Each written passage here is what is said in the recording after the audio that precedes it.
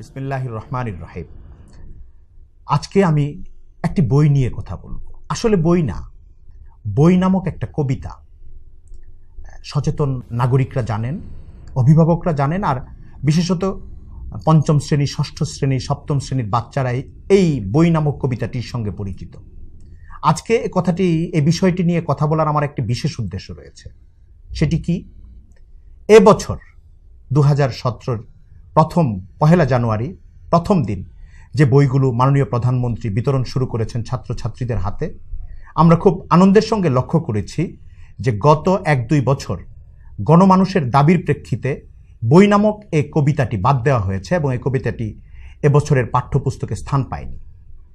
এখানে আমাদের আনন্দ কিংবা উদ্বেগের জায়গাটা কি, কেন আমরা বলতে চাচ্ছি এজন্যে যে বই নামক এবং কবিতাটি গত বছর পঞ্চম শ্রেণীর বাংলা, আমার বাংলা বই, এখানে অন্তর্ভুক্ত করা হয়েছিল। এই কবিতাটির লেখক ছিলেন ডক্টর হুমায়ুন আজাদ। ডক্টর হুমায়ুন আজাদ বাংলা ভাষা, বাংলা সাহিত্যের ক্ষেত্রে তার অবদান রয়েছে, কিঞ্চিত হোক বেশি হোক, কিন্তু বিশ্বাস এবং চেতনার ক্ষেত্রে তিনি নাস্তিক ছিলেন। তার ভক্তরা তাকে বলে প্রথা বিরোধী, এর সরল তর্জমা করলে দাঁড়ায় ধর্মবিরোধী।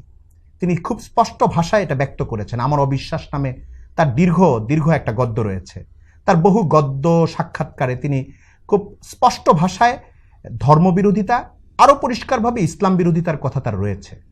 সেরকম একজন মানুষের একটা কবিতা, যে কবিতাটার ভেতরে কিছু বই পড়তে বলা হয়েছে আর কিছু বই বর্জন করতে, বাদ দিতে, না পড়তে বাচ্চাদেরকে উৎসাহিত করা হয়েছে। সেই অংশগুলো ছিল এরকম 4-6টা লাইন আমি পাঠকদের সামনে বলি। যে বই তোমায় দেখায় ভয়, সেগুলো কোনো বই নয়, সে বই তুমি পড়বে না।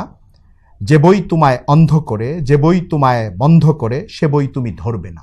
আল্লাহ তাআলার কাছে শুকরিয়া জানাই এবং যারা পদক্ষেপ নিয়েছেন সরকারের, তাদেরকেও আমি কৃতজ্ঞতা জানাই যে গত 1-2 বছর আগে মাসিক আল কাউসারে এই বই নামক কবিতাটি সম্পর্কে ছোট্ট একটি লেখা প্রকাশ করে সকল মহলের দৃষ্টি আকর্ষণের সুযোগ আল্লাহ দিয়েছিলেন।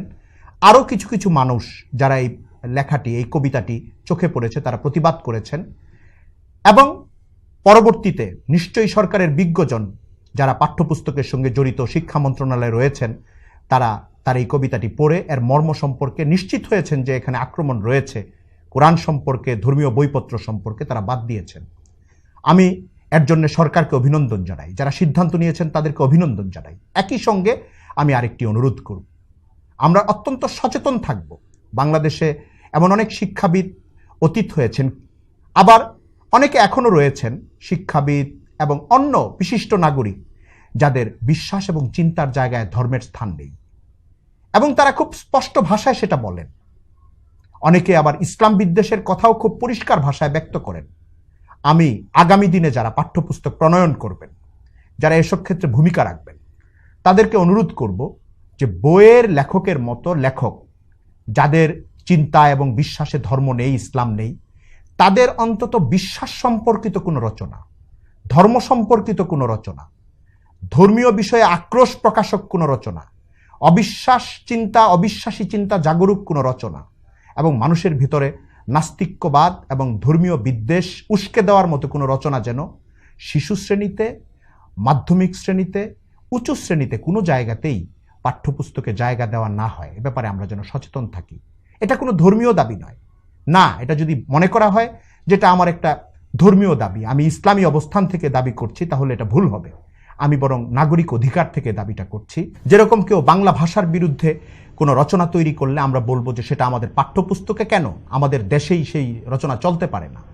আমাদের দেশের বিরুদ্ধে, আমাদের মুক্তিযুদ্ধের বিরুদ্ধে কেউ কোনো রচনা তৈরি করলে, অথবা আমাদের জাতীয় কোনো অর্জনের বিরুদ্ধে কেউ কোনো রচনা তৈরি করলে, আমাদের নিজস্ব পরিচিতির বিরুদ্ধে কেউ কোনো বক্তব্য, রচনা, গদ্য, পদ্য তৈরি করলে যেরকম আমরা জায়গা দিতে সম্মত হতে পারি না, আমরা একমত হতে পারি না, ঠিক একইভাবে আমাদের ধর্ম বিশ্বাস, যে ধর্ম অনুসারী এদেশের প্রায় 80% চেয়েও বেশি মানুষ, আমরা আমাদের অধিকারের বোধ থেকে বলবো যে আমাদের ধর্মকে আঘাত করা কোনো বক্তব্য, কোনো পদ্য, কোনো গদ্য অথবা আমাদের ধর্মকে নাকচ করা কোনো আলোচনা কোনোভাবেই যেন পাঠ্যপুস্তকে জায়গা পেতে না পারে।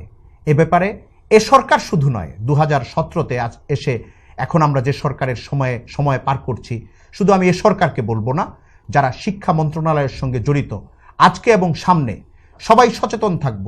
কারণ এখন আধুনিক পৃথিবীতে মানব ধ্বংসকারী অনেক মহামারীর মতো বিশ্বাস বিরোধী নাস্তিক্যবাদী মহামারীটাও ব্যাপকভাবে ছড়িয়ে পড়েছে। এই সমস্যাটা সামনেও আসবে। আমি আবারও যারা বই নামক কবিতাটি এবার পাঠ্যপুস্তকে অন্তর্ভুক্ত করা থেকে বাদ দিয়েছেন তাদেরকে অভিনন্দন জানাই, এবং ভবিষ্যতে যারা পাঠ্যপুস্তক প্রণয়ন, সংকলন, সমন্বয়ে শিক্ষা মন্ত্রণালয় এবং সরকার পরিচালনায় থাকবেন তাদেরকে আমরা অনুরোধ করব এসব ক্ষেত্রে যেন এই সতর্কতাটা আমরা বজায় রাখি সব সময়। ওয়াখিরু দাওয়ানা আলহামদুলিল্লাহি রাব্বিল আলামিন। إليك أنت صباحي مصفد بمسايا فاسكب ضياءك إني ظمآن ضل صدايا